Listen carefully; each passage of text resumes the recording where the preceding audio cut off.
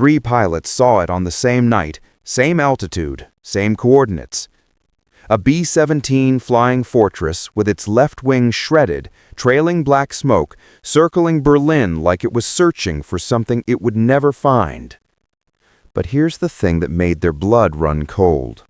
That plane had been shot down over Hamburg 17 days earlier. They had the mission report, they had the crew list.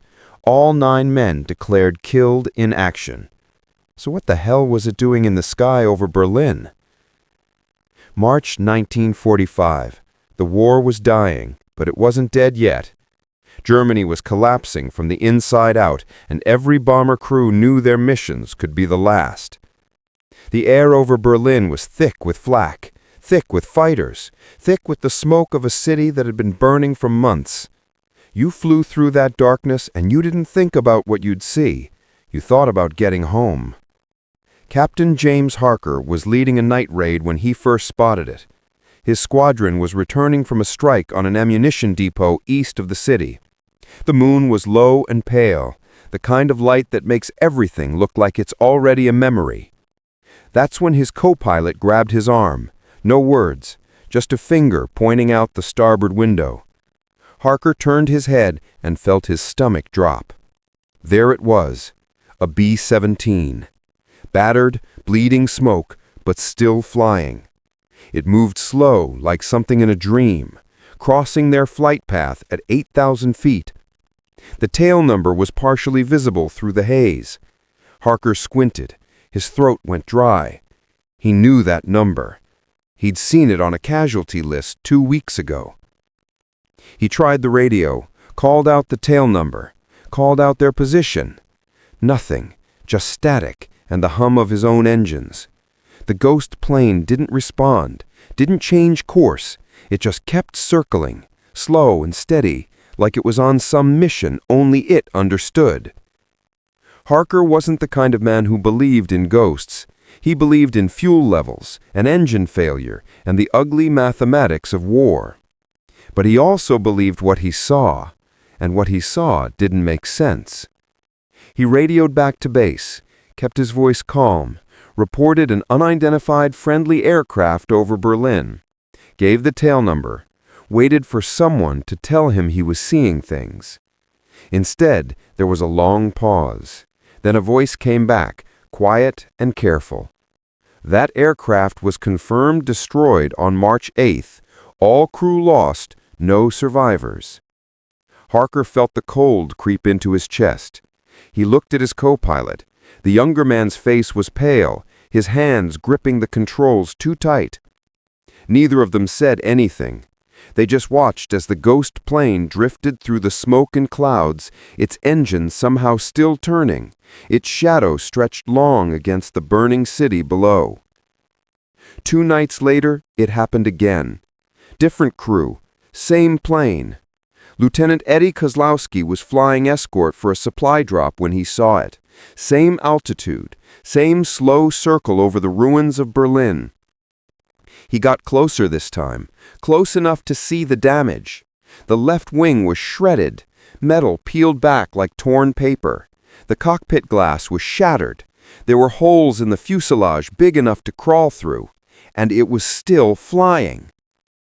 Kozlowski radioed his wingman, told him to confirm what he was seeing. The wingman saw it too. They both did.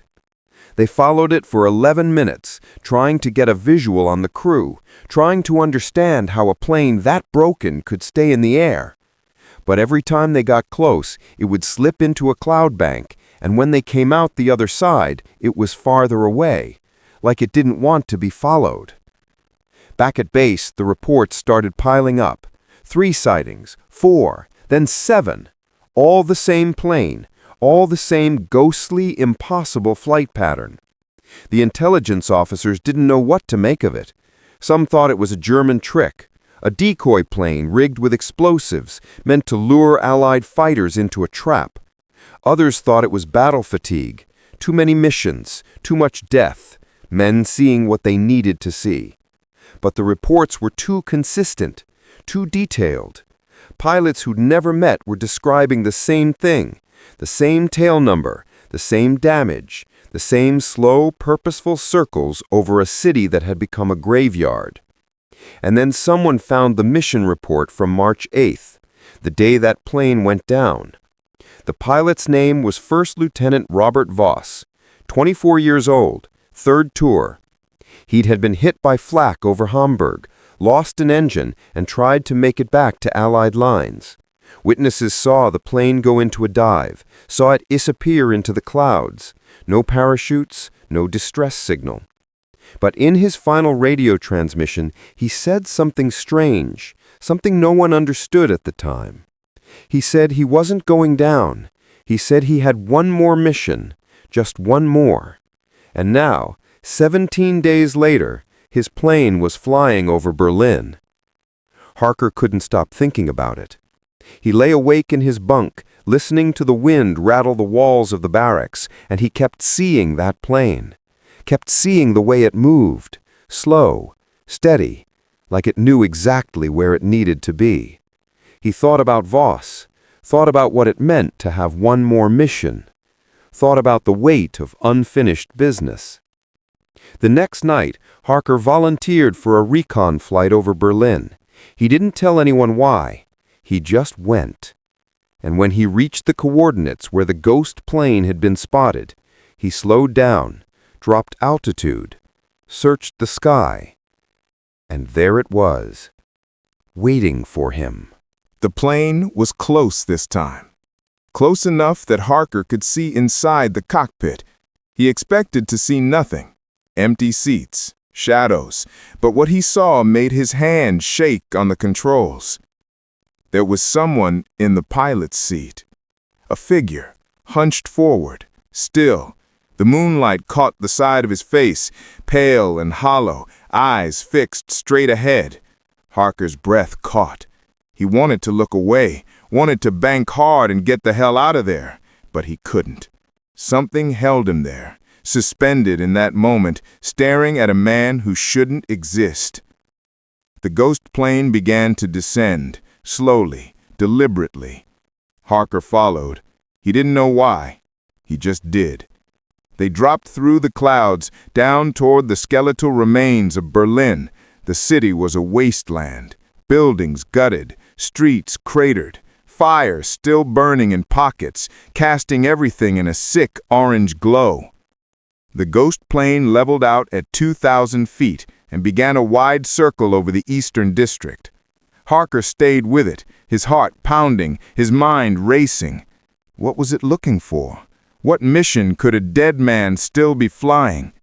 And then he saw it.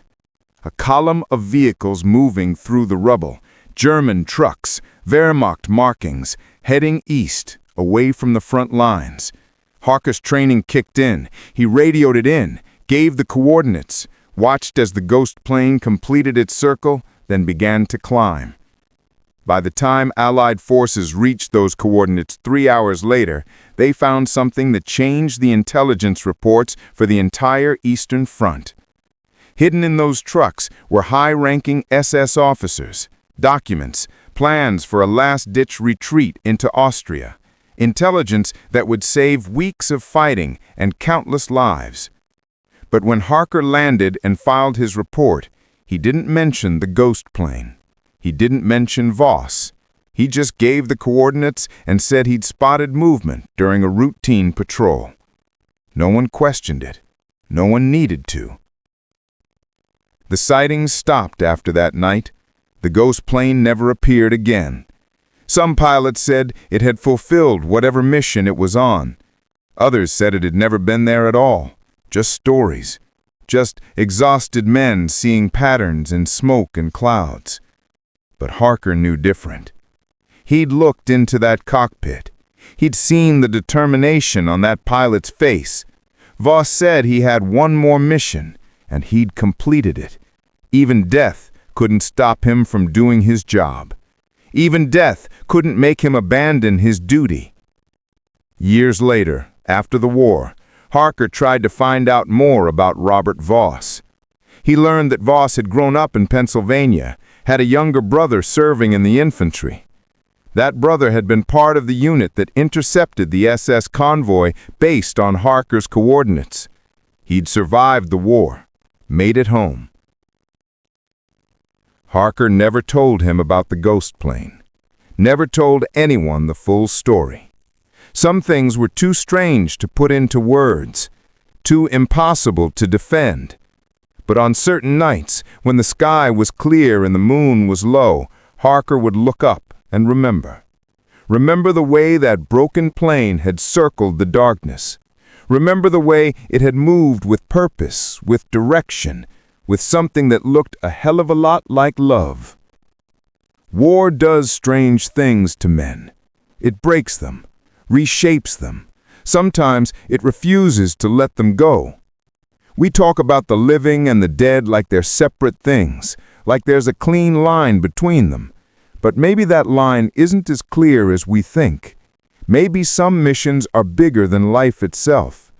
Maybe some promises can't be broken, even by a plume of black smoke and a dive into the clouds over Hamburg. The official record says First Lieutenant Robert Voss died on March 8, 1945. His plane went down. His crew was lost. There were no survivors. The military gave his family a folded flag and a telegram that said he died with honor. They never knew about the sightings, never knew about the circles over Berlin, never knew that their son had kept flying long after he should have stopped. But the pilots knew, the ones who saw it, the ones who followed it through the smoke. They carried that knowledge with them for the rest of their lives. Some of them spoke about it quietly, in bars, late at night, when the memories got too heavy to carry alone.